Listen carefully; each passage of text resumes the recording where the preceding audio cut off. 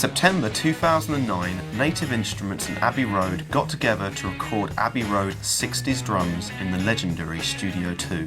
Hello, I'm Mirek Stiles and I'm the sound engineer of Abbey Road 60s drums. I'm now going to talk you through the recording process. So the first thing we do is set up the drums and get the microphones into position. We are using a traditional microphone setup from the 60s, as well as introducing close spot mics for user flexibility. Here at Abbey Road, we have one of the largest vintage microphone collections in the world. On this session, we used all vintage microphones that you would have found on a typical session back in the 60s. So for Abbey Road 60s drums, we used all original vintage drum kits and recording equipment. We had an early 60s Gretsch kit and a late 60s Ludwig kit. We also used an all-vintage recording chain, including mixing consoles, preamps and tape machines. Some of this equipment was and still is exclusive to Abbey Road. That's going to sound great. Once we have the microphones in place, it's up to the control room where we adjust the levels going to tape and computer.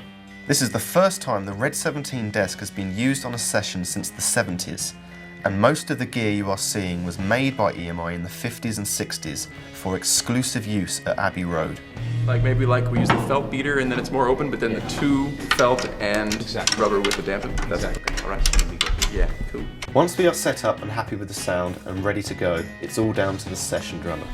Right, now let's listen to these and see if they sound like drums. Possibly not. No. Ish. The actual process involves hitting the drums at a number of velocity levels from quiet to loud, and a number of variations such as soft and hard kick drum beaters, hitting the centre and side of the skins, and various parts of the cymbals. Great care was taken with the tuning to get the correct sound from the vintage drums we had to play with. Tuning of the drum.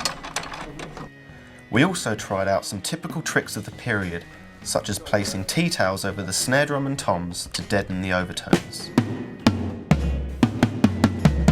That's great for level, thanks Ralph.